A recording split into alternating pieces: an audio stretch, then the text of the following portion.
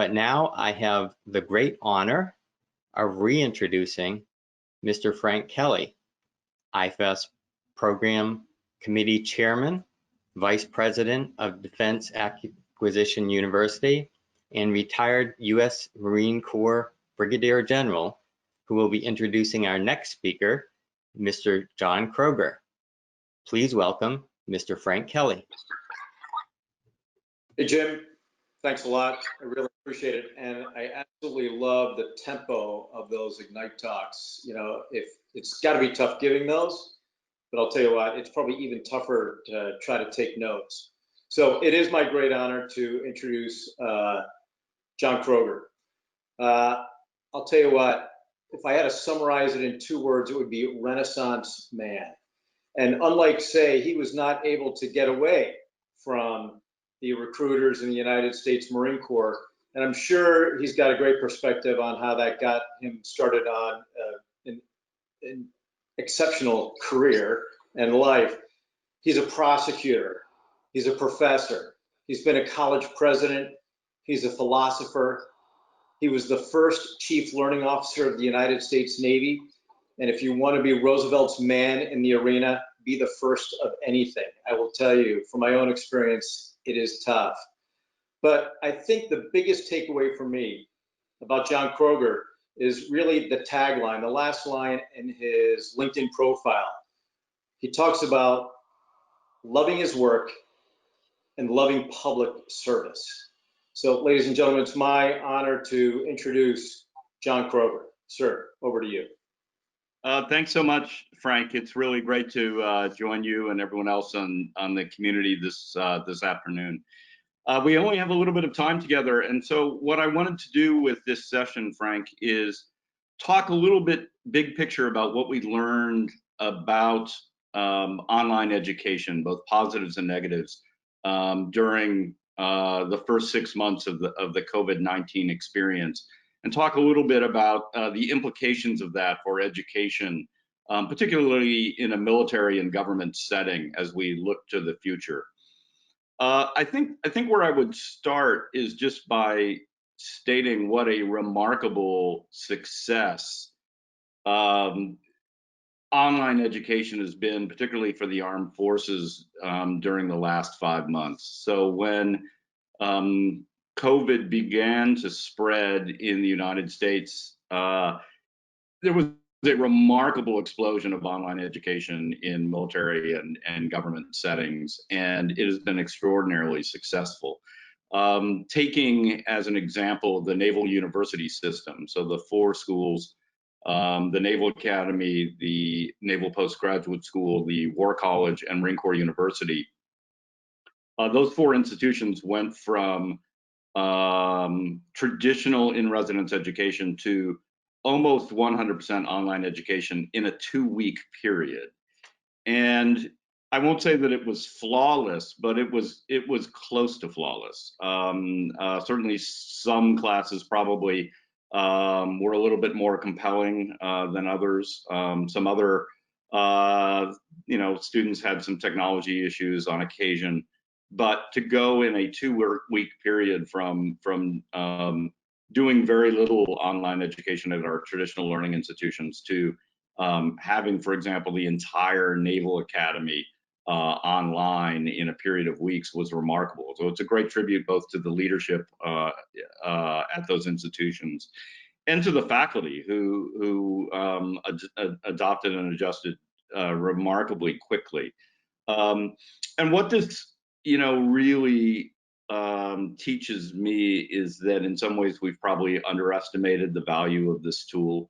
The fact that we were able to go from 0 to 10,000 students learning online in the Naval University system very quickly just shows me the power. I would say one very specific lesson that we've learned: those educational institutions that I referenced are all on the educational .edu system, not on the .mil system.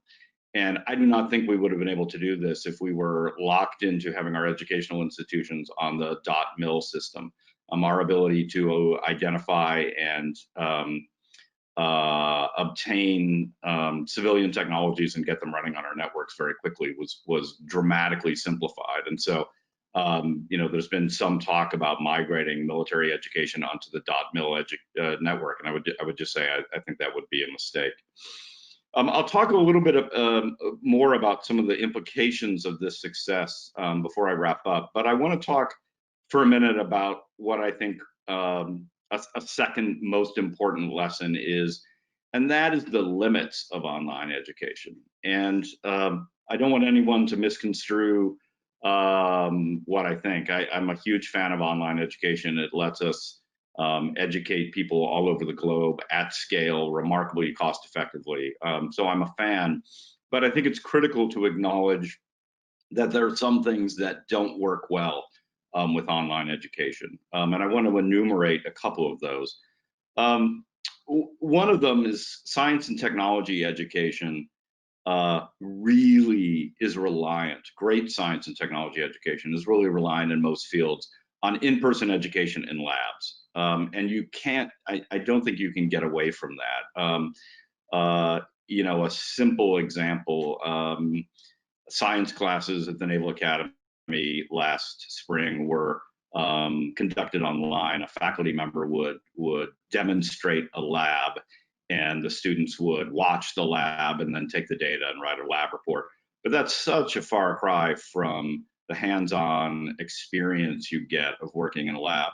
Certainly, lab equipment, particularly for sophisticated technology fields, is so expensive that it has to be centralized in a physical location. Students have to get used to working in person in research teams.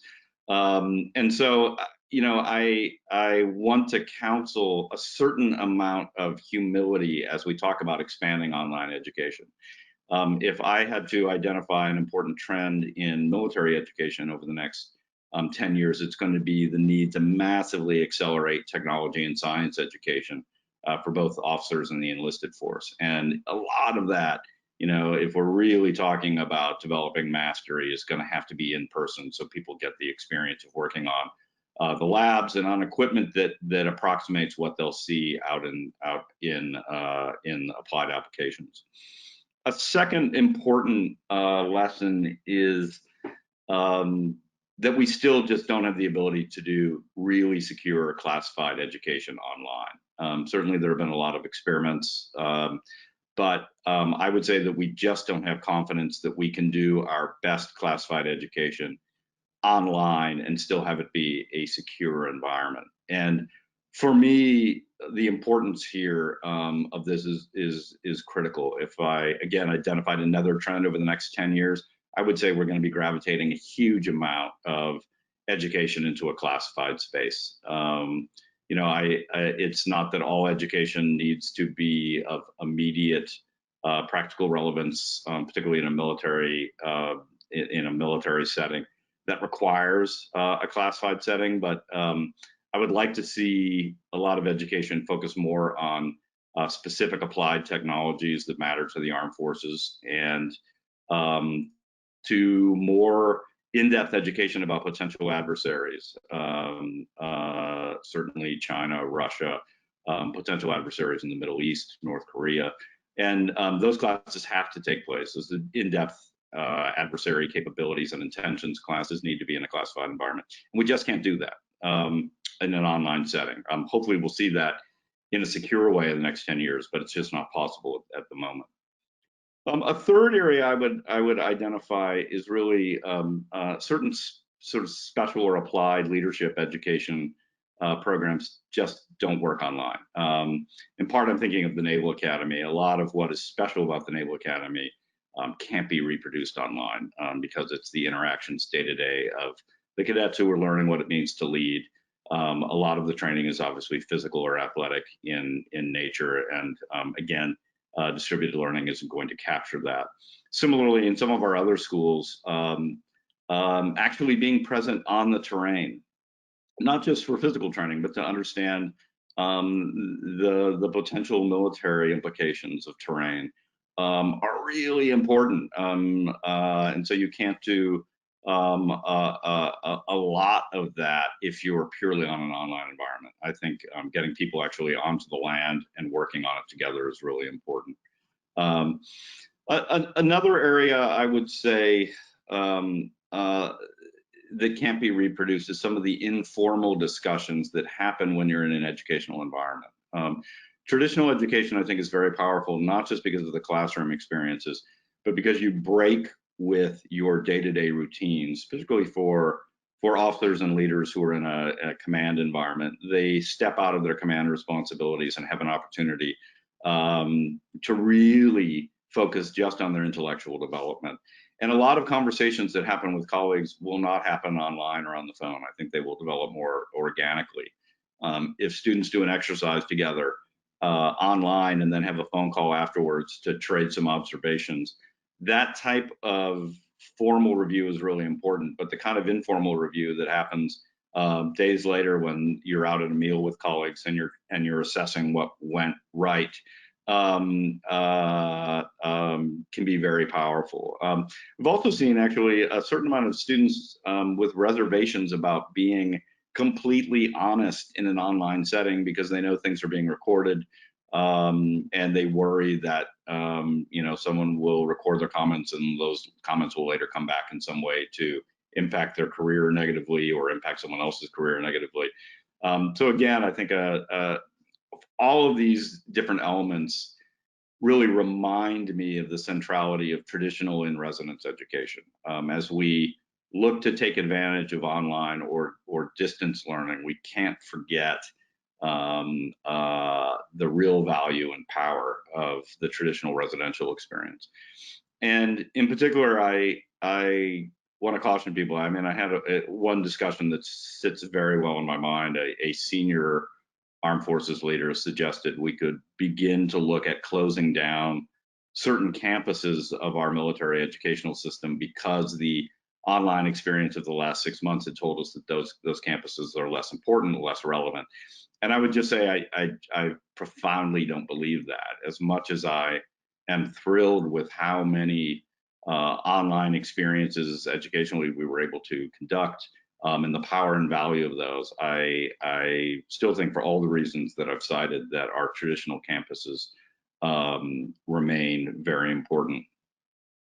I do want to talk a little bit about what that power of online education means for us as we move forward.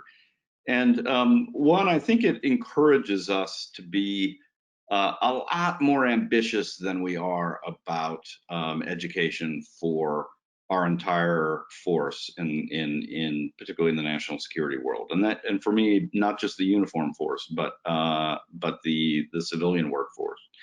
Often I think we are thinking about education in not anything near the scale that needs to be going on. If I had to put a gross number on things, I would say that the complexity of national security is going to double in the next 10 years. We're going to be moving, the Navy is an interesting example, to much greater use of aircraft, drones, submarine, unmanned vessels, surface vessels that are unmanned. All of that will only work with incredible sophistication about aerospace technology and networks. And we're going to have a massive upscaling of education to meet that need. And it's not like that's something we can put off. I mean, that demand is on us now. And this experience with COVID-19, I think, shows us a pathway forward. We really have the ability to educate people not in dozens or in hundreds, but in thousands and tens of thousands using online education in ways that we just haven't as powerfully as we could in the armed forces. And so for me, that's really exciting. One vehicle for this, the brand new Naval Community College is going to go online with a pilot program in January. And that goal is eventually to scale up to roughly 40,000 students learning at any given time. That is the kind of scale I hope we will be thinking about as we think about what distance learning can mean for our force. Similarly, I would like to have online master's degrees as a very easy to access option for both our uniformed force and for our civilian workforce in the Department of Defense and the various service departments. Again, they have access to civilian online degrees, which have some value and relevance. I don't want to I don't want to trivialize the value of those. You know, I believe we need a mix of civilian and military education, but I would say that, for instance, in the Department of the Navy, having a Navy-specific master's degree that really helps us focus on specific areas of knowledge that our team needs to master could be incredibly powerful. And the fact that we could do that at scale relatively inexpensively without moving people from their duty stations, without moving people from their place of work, I think is really important in the next few years. And this experience with COVID-19 has proved there's nothing technologically difficult about that task. The resource amounts, while significant in terms of educational budgets, are trivial in DoD terms. So I think there's, you know, I'm hoping that this experience with COVID-19 will inspire us to think much more ambitiously and creatively about how we can get mass, high quality, very relevant education to our civilian and military force. One other place where I think we've got a chance, and Frank, I'll wrap up with this, a chance to learn from this experience is by putting a little more self-critical lens on the quality of our educational programs. I think moving to online education, we've seen that a lot of our focus is in passing on knowledge or passing on information. And if I were going to put a statistical benchmark on what we do in our learning experiences, I would love half of it to be focused on the passing on of knowledge, or passing on of information, and the other half to be focused on critical thinking, of putting that information under a microscope. You know, in the acquisition world, we spend a lot of time teaching the acquisition process on the assumption that if we teach the process and the process is good, that will lead to success. I don't think that's adequate anymore. You know, in the Department of the Navy, certainly we've had a lot of acquisition successes, but we've also had some experiences that have been pretty rocky. You know, the Zumwalt destroyer program being terminated at 3 ships, the littoral combat ship program, you know, leading to early decommissioning of ships before their lifetime is over because of their limited value, and some of the technological and cost delays and overruns with the Ford aircraft carrier really indicate to me that you know, we could learn a lot if we spent more time focusing on self-critical educational opportunities. You know, Harvard Business style case studies, looking not just at our successes but at some of our failures as well, so that we can hopefully develop a much more critical and self-aware force at the same time that we're teaching people some of the basic information that we want them to have. And Frank, with that, I'll turn it back over to you. I really appreciate the opportunity to join you this afternoon.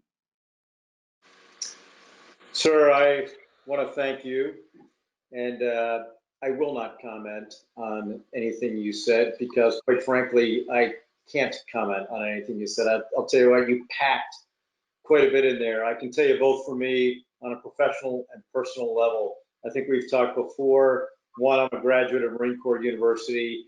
I can't imagine what we would have done. I went through Marine Corps University back in 2003, loved every minute of sitting in that classroom, but I know that we need to leverage technology today. As you know, I have a couple of young men that are at the United States Naval Academy. They're living both the good and bads that you just described, and I think you're absolutely spot on. I talked about the fact that you love being a public servant. I love also the fact that you introduced this idea of humility, and I think that that's exactly, if we can take, I'll tell you what, my big takeaway for this whole thing is, let's take a look at the goods, and there are plenty of them out there, but let's also take a look on the things as we plan our ambitious future for e-learning and distributed learning, let's make sure that we're not over-promising ourselves as well, because it is the success of not only Marines and sailors, but all of our DoD employees that's at stake. So, sir, thank you really for taking the time. I can't thank you enough. No, happy to do it, Frank. And please, if I can help your work in any way in the future, please let me know. Well, the Navy's loss is the Aspen Institute's gain, and we look forward to seeing how you continue your life of service to this country. Thanks, sir. Thanks, Frank.